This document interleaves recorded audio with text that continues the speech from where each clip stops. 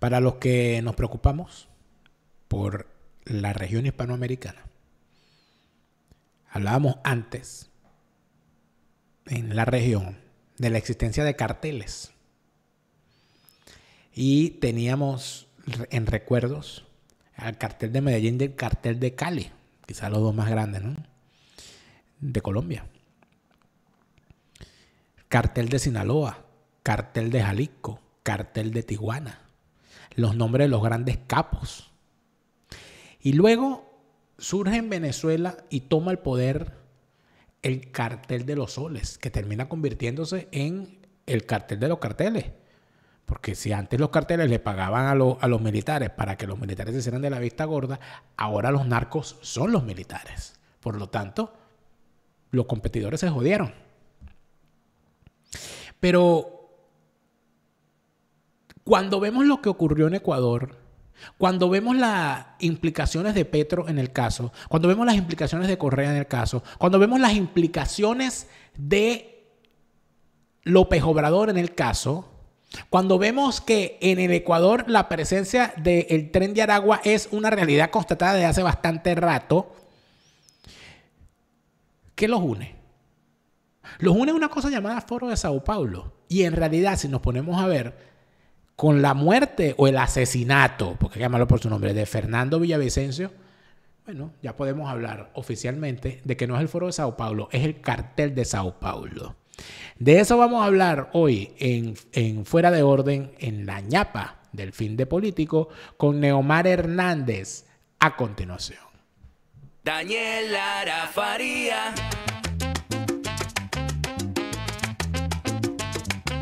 Lara, Daniel Lara Faría. Daniel Lara Faría. Fuera de Orden, crónica de la desgracia nacional e internacional.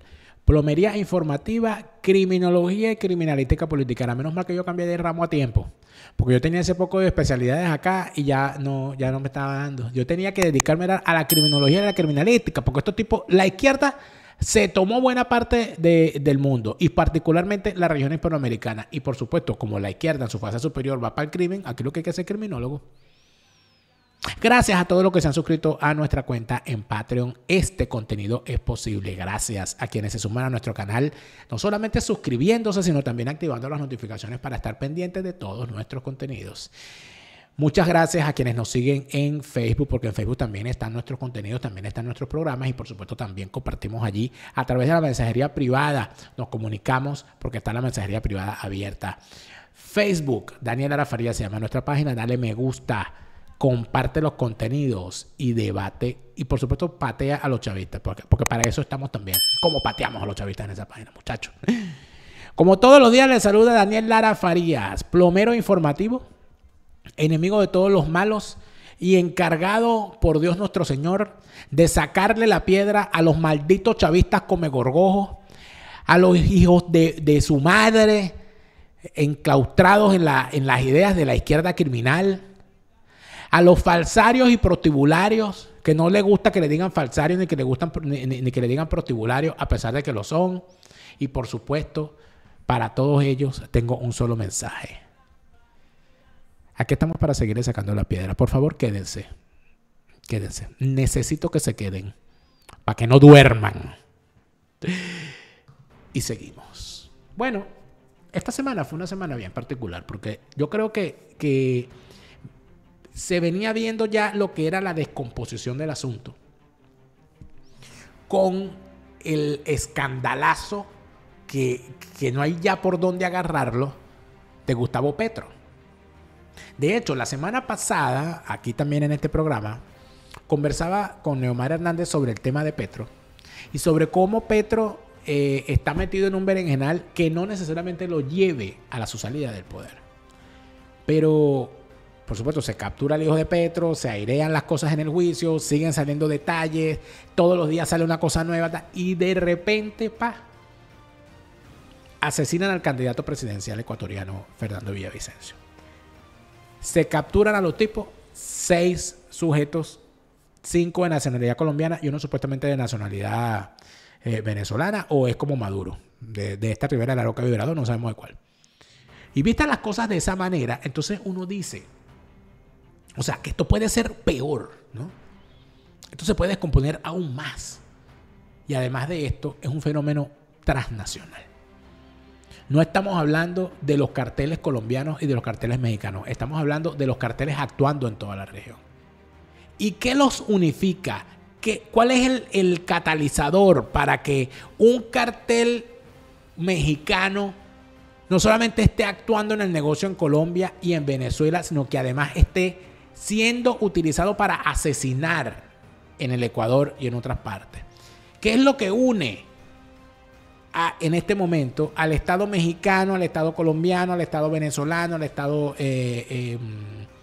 boliviano, al Estado cubano, al Estado de Honduras? ¿Qué es lo que los une? Con Brasil, ¿qué es lo que los une? Los une que todos ellos están en manos de dirigentes, de capos que forman parte de una cosa llamada el Foro de Sao Paulo. Y cuando se ve entonces eso en perspectiva, ¿ya a dónde caemos? Caemos en la revisión sincera de una realidad que nos salta a la vista. Bueno, que aquí parece que no estamos hablando del Foro de Sao Paulo, sino que ya estamos hablando del cartel de Sao Paulo. Y Neomar Hernández, te doy la bienvenida, gracias por estar otra vez acá. Yo te quiero preguntar, o sea, ¿tú no sientes que ya estamos como muy viejos para la gracia para estar tratando a estos bichos como dirigentes políticos? Este es el cartel de Sao Paulo y se comportan como lo que son. Y este crimen es una demostración. Fíjate tú la línea histórica. Y bueno, saludos otra vez, Daniel, y un gran abrazo a todos quienes nos ven todos los domingos por acá. La línea histórica va más o menos así. A finales de los 80, cuando comienza a hacer crack la Unión de Repúblicas Socialistas Soviéticas, y donde además por encima de eso hay un inminente, ya no era inminente, ya era un decidido fracaso de la lucha guerrillera hispanoamericana en todos esos países que quisieron replicar el modelo Cuba y a tomar el cielo por asalto e inaugurar regímenes socialistas a partir de la toma revolucionaria del poder. Hay una lectura política que comparten Fidel Castro y Lula da Silva para dar pie a lo que luego va a ser el Foro de Sao Paulo, que es: no podemos ni esperar depender de la Unión Soviética, porque eso no va a existir más, no va a haber ni importación ideológica ni financiera para nuevas aventuras, ni podemos pensar en seguir de manera inercial dentro de la lucha revolucionaria armada, pensando que eso nos va a llevar a conseguir el poder en cualquiera que sea el país donde lo estemos tratando de procurar, en cualquiera de los países de la región.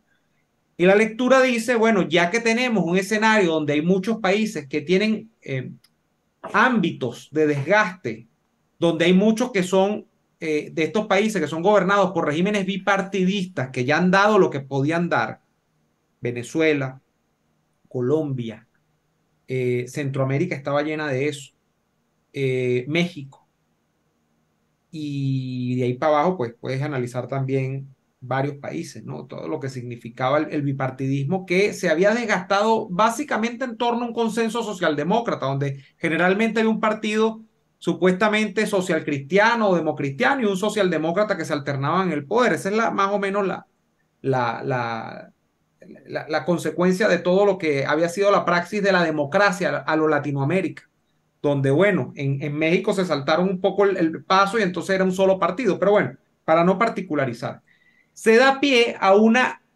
ventana de oportunidad en la que el Foro de Sao Paulo, ya existiendo, dice: la estrategia política va a ser utilizar una democracia que ya está carcomida en la mayoría de estos países y colarse a través de esa rendija democrática, claro, con la técnica del goteo. Y luego, cuando tú te haces con el poder a través de la técnica democrática, no usar más nunca los métodos democráticos. Una vez que te instalas en el poder, modifica la regla de juego, te amarras a la silla presidencial, creas una autocracia y no entregas más nunca el poder. Eso es lo que ha pasado en la mayoría de nuestros países. Venezuela es quizá el ejemplo más acabado. ¿Qué ocurre con todo esto, Daniel?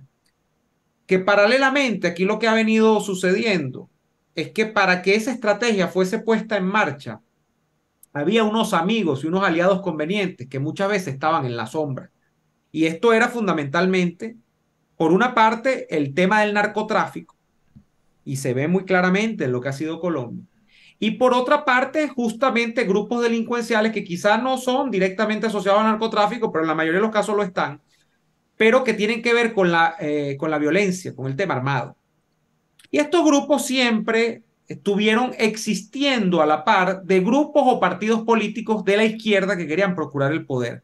¿Qué es lo que ha pasado en los últimos años? Que cada vez es más difícil mantener en la sombra a los grupos que son aliados ya no circunstanciales, sino aliados de sangre de estos partidos políticos que están adscritos al Foro de Sao Paulo.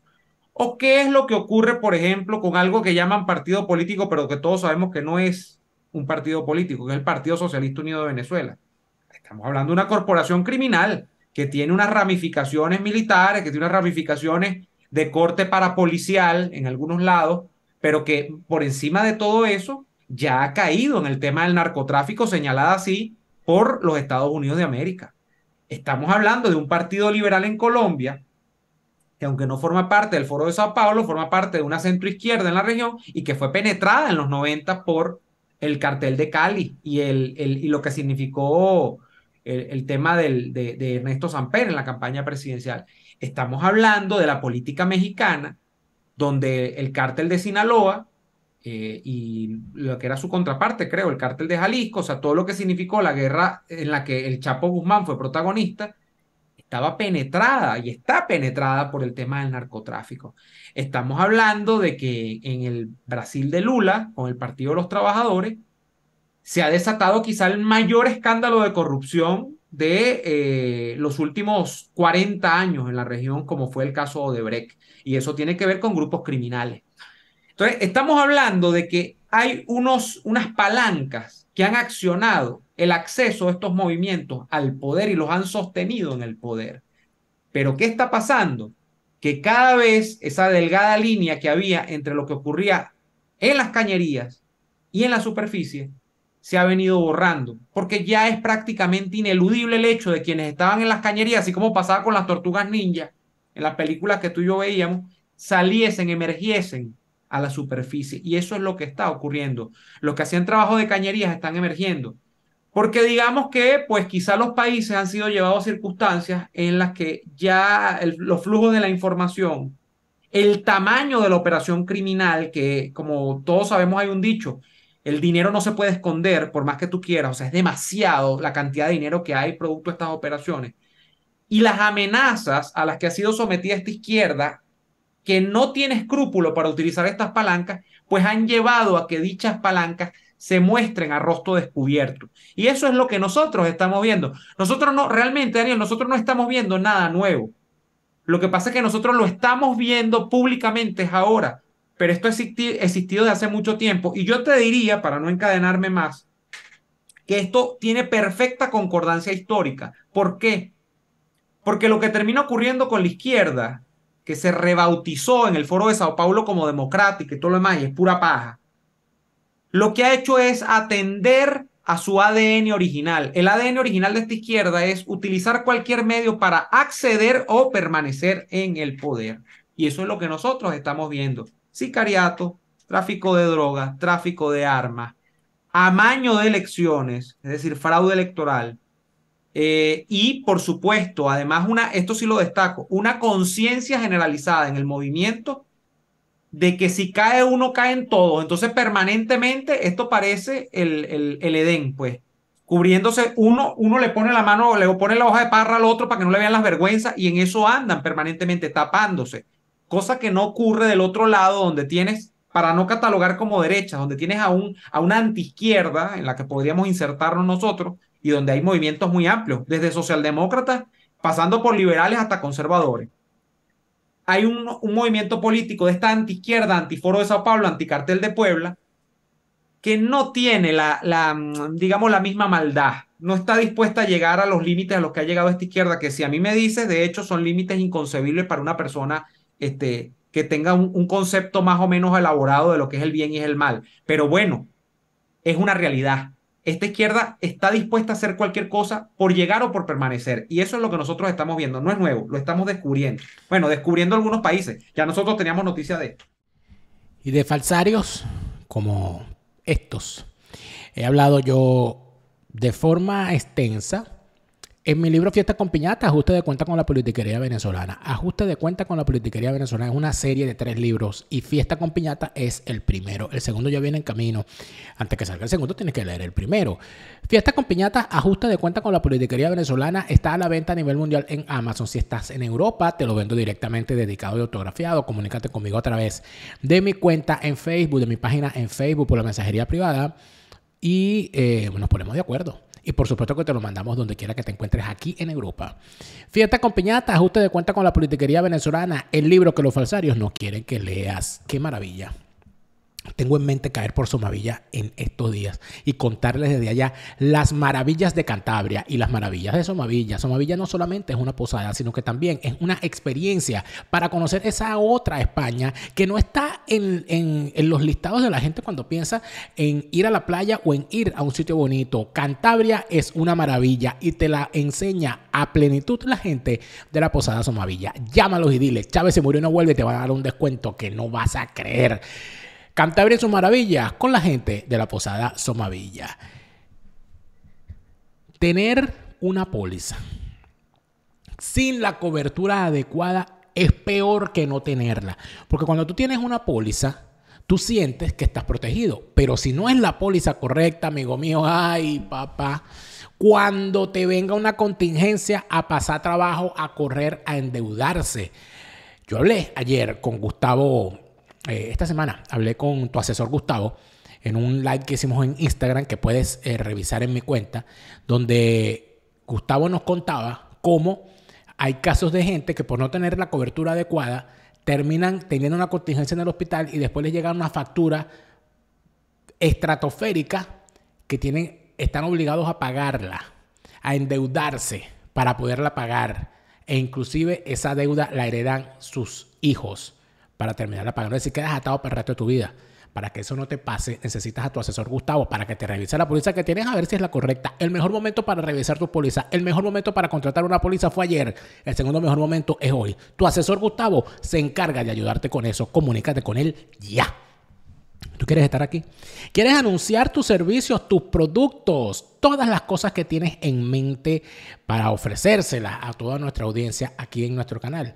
Comunícate con nosotros al correo que ves en pantalla y te haremos una oferta que no podrás rechazar. ¿Cuál? Convertirte en aliado comercial de este canal en todos sus contenidos y en las redes sociales vinculadas. Por favor, ¿qué más quieres? Una alianza comercial con nosotros, por supuesto que te conviene. Comunícate al correo que ves en pantalla y conversemos al respecto. Bueno, pero el asunto está en lo que hablábamos en tu canal en el Fin de Político.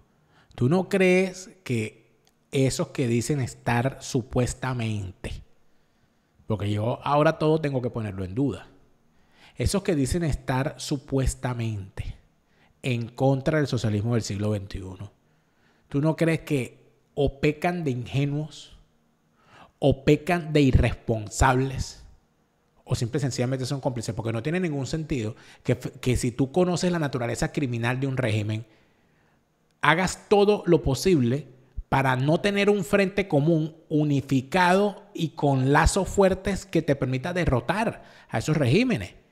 No puede ser que no haya una denuncia en contra de los fraudes electorales. No puede ser que no haya una denuncia en contra del control de las estructuras judiciales. No puede ser que no haya una denuncia con respecto a la entrega que se le ha hecho a los grandes grupos delictivos de las calles y de las cárceles de estos países para poder controlar a la población con bajo costo para el Estado. Porque para que no los acusen de violadores de los derechos humanos, para que no los lleven a La Haya, le entregan el país al Tren de Aragua, y el Tren de Aragua se encarga de matar, se encarga de descuartizar, se encarga de secuestrar, de desaparecer, de expulsar, de desplazar gente, y el Estado dice, no, es que nosotros estamos desbordados, nosotros estamos haciendo el mayor de los esfuerzos. Pero en realidad son ellos los que mandan a estos carteles y a estos grupos. ¿A ti no te parece que hay mucho de ingenuidad, irresponsabilidad o incapacidad para comprender la naturaleza del enemigo y la escasez de comprensión del camino que se debe andar para poderlos derrotar? Depende de la situación, hay todas al mismo tiempo. Fíjate, me viene a la mente Centroamérica. En Centroamérica, la antiizquierda, el antiforo de Sao Paulo, lamentablemente, por la ubicación geográfica, la historia y la pobreza, además, que tienen estos países de Centroamérica, lleva a que muchos partidos que no son socialistas, que están en contra del chavismo continental y todo lo demás, lamentablemente ya han sido permeados por el narcotráfico también. En Centroamérica se ve muchísimo y por la corrupción. Eh, Hay otros casos, yo diría como, a ver, podríamos decir la oposición argentina, lo que se opone al kirchnerismo, dígase Milei, dígase el frente el Juntos por el Cambio, que es el macrismo, que son una gente, o vamos a lo que significa, por ejemplo, Chile, Kast y Piñera, que es una derecha mucho más moderada, más centro derecha, que son verdaderamente muy ingenuos, son gente que pareciera muy quedada en el aparato, O que muy pareciera... cómplice. Yo no sé si son cómplices, Daniel. Por Bueno, en el defecto caso lo de terminan Argentina, Macri siendo gobernó, Piñera gobernó. cuando tú te niegas a tratar como criminales a unos criminales y les das categoría de dirigente político, eso es una forma de complicidad, porque la irresponsabilidad, si es que acaso es irresponsabilidad, la responsabilidad te hace cómplice. Puede ser irresponsabilidad no por la vía de la complicidad, sino por lo que, yo no recuerdo el nombre en español o cómo se define esto en español, pero lo que llaman naif, o sea que la ingenuidad. Sí. Que hay Vanos. ¿sabes por qué? Vanos. Bueno, ¿sabes qué me recuerda esto? Aunque yo sé que el personaje no es el mejor para citarlo, pero cuando Ramón Guillermo Aveledo salía en unas declaraciones y decía que el chavismo no era una dictadura ni una tiranía, sino que se podía hablar de que hay una democracia con zonas grises. Claro, porque Ramón Guillermo Aveledo está habituado, desde el punto de vista de la academia, a estar haciendo disquisiciones como si esto se trata de una operación algebraica, de cuántos grados de democracia hay o cuánto valor cardinal de democracia hay en cuanto a un parámetro que hay en determinada valoración de la ciencia política y tal. Y es gente que está de verdad en unos debates que se los comen, pues, porque esto no tiene, o sea, esto no tiene sentido hacer una disquisición sobre cuántos grados de democracia hay o no hay, cuando realmente tú tienes un régimen que es criminal enfrente, pero entonces, bueno, tú te empeñas en que como tú no estás en la época de la Segunda Guerra Mundial, tú te empeñas en decir, no, pero esto no es un totalitarismo. No, esto se puede elaborar de una manera más realista, que es las que yo más o menos he utilizado. Los totalitarismos cambian, son totalitarismos de nuevo cuño, en todo caso, son nuevos tipos de autocracia. Ahora, no me vengas con la paja de que esto es una democracia. Y eso pasa con mucha gente que tiene esta visión procedimental de la democracia, o sea, que anda con este cuento de que quiere ser más demócrata que los demócratas, o sea que esos son los que yo llamaría, aunque yo no sé, por eso te decía, si en el caso de Ramón Guillermo Aveledo aplica el término ingenuidad, pero esos que no son directamente o que no son criminales, pero que tampoco hacen nada por combatir al entramado criminal, sino que terminan siendo cómplices por omisión, porque terminan diciendo... Pero, Neomar. Que terminan diciendo que, bueno, que no, que las cosas hay que analizarlas con frialdad. Pero cuando ¿de qué vive Ramón Guillermo Aveledo? No lo sé. Bueno, yo sí. Ramón Guillermo Aveledo tiene una fundación que creo que se llama Fermín Toro, su fundación. Y esa fundación, una de las cosas fundamentales que hace, aparte de lavarle la cara a delincuentes como Cliver Alcalá Cordones, al cual invitó él a un foro para aclarar de su propuesta de nueva doctrina militar, imagínate tú, a un narcotraficante, ¿verdad? Se encarga de buscar asesorías en materia de gestión en alcaldías de Venezuela.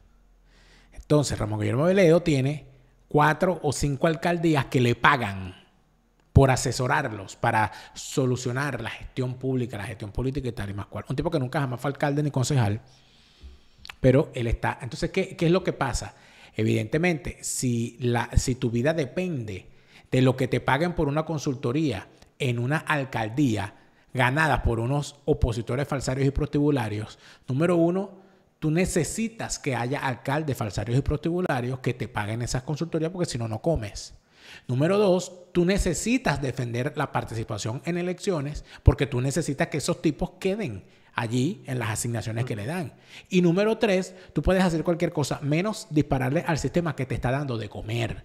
Entonces, ¿qué pasa? Que estos bichos viven de esto. Estos bichos viven directa o indirectamente de este status quo. Y ellos no pueden decir que esta izquierda es criminal, porque si dicen que son unos criminales, se les cae su argumentación de tratarlos como políticos. Ellos necesitan decir que, bueno, que hay zonas grises. Ellos necesitan hacer llamados. Yo hago un llamado a que se investigue esto hasta sus últimas consecuencias.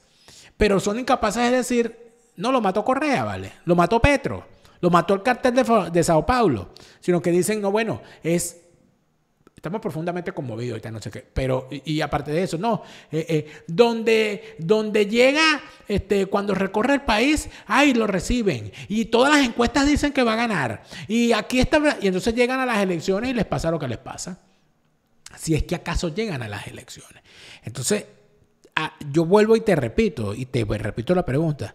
¿Tú no crees que somos ingenuos pensando que esta gente es ingenua y que no conoce al enemigo? ¿No será que los niveles de complicidad son mucho mayores de lo que nosotros creemos?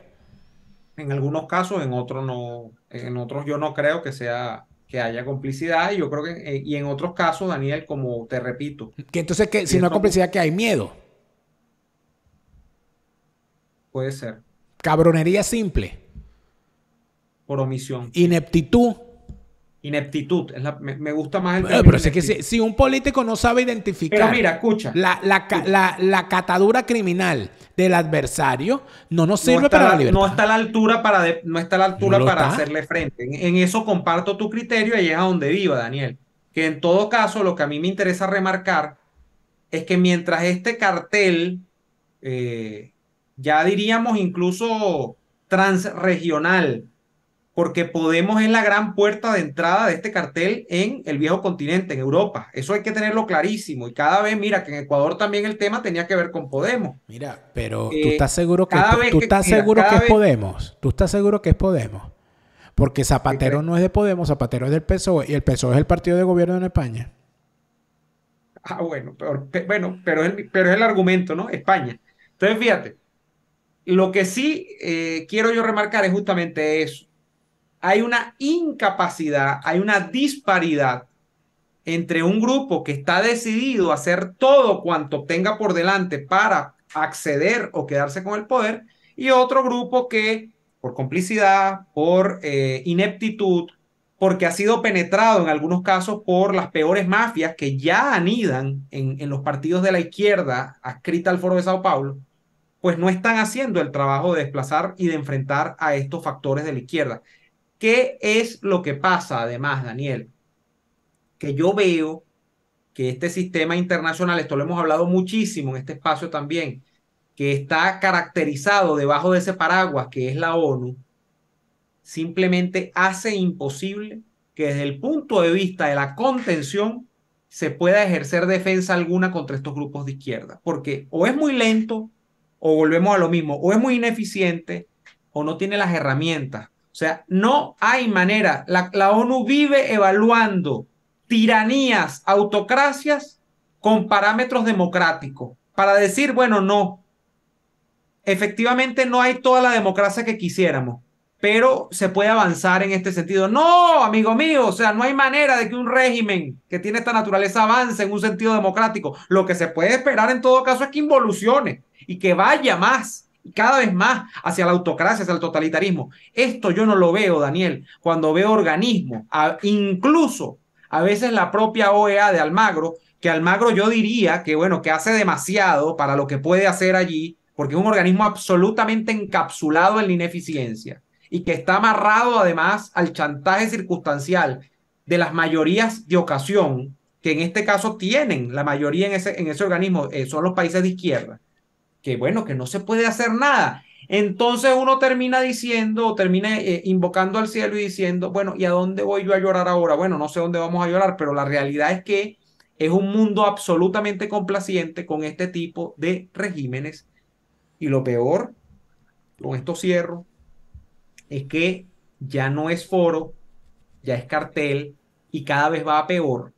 Y yo no le veo fin a esto, Daniel. Yo sinceramente, yo no le veo fin a esto de estas agrupaciones delincuenciales. Tienen absolutamente refrenadas a las fuerzas que se le deben contraponer, y yo no veo en este momento una reacción clara de esas fuerzas que se deben contraponer frente a esa enorme amenaza. Yo no la veo. Yo no sé dónde vamos a parar, como dice la canción. Realmente no sé dónde vamos a parar. Bueno, nadie lo sabe. Quisiéramos saberlo, pero está complicado. Gracias, Neomar, por otra buena conversación. Sí. Por supuesto que lo que va a seguir ocurriendo durante esta semana, porque entonces ahora está el asunto, ¿no? Para el momento que está saliendo este programa, que es el domingo 13 de agosto, son las primarias abiertas y obligatorias en Argentina. Se está jugando mucho allí. También entra en su recta final, en la última semana, la campaña en Ecuador por la primera vuelta electoral. Y además de eso, se entra igualmente ya en la última etapa de las negociaciones vinculadas al establecimiento final, por fin, qué es lo que va a pasar con la conformación de gobierno en España. Entonces, son tres cosas que tienen además un ruido de fondo. Por un lado, está el tema de Petro. Además de esto, está el tema de Venezuela y está el tema de Cuba. Eso está allí en el fondo. Es decir, la cosa sigue avanzando. Así que hay que estar muy pendiente de todo lo que ocurre esta semana. Les agradezco a todos por haber estado acá. Tengo que agradecerles de forma especial a todos nuestros suscriptores en Patreon. Patreon.com/delaraf. Sobre todo en este momento nuestros suscriptores en el plan full, que normalmente cuando hacemos esta grabación, normalmente la hacemos los jueves o los viernes, están con nosotros en vivo a través del enlace en Zoom. Y por supuesto comentando y haciéndonos saber sus opiniones. Saludos a todos los que se conectaron hoy. Y por supuesto nosotros seguiremos durante la semana haciendo lo que corresponde. Por supuesto que mañana nos toca hablar de lo que esté pasando en la Argentina. Estoy seguro que en Argentina va a haber noticias, pero también estoy seguro de que las noticias no van a ser del todo buenas. Porque parece ser que en Hispanoamérica siempre hay razones para que las noticias nos sorprendan para lo malo. Lo que sí no va a pasar es que de repente te digan que Chávez vive. No, Chávez no vive. Se murió y no vuelve. Se lo repite Lara Farías. Chávez se murió y no vuelve. No te deprimas, siente alegría. Escucha bien lo que te estoy diciendo. Se lo repite Lara Farías. Chávez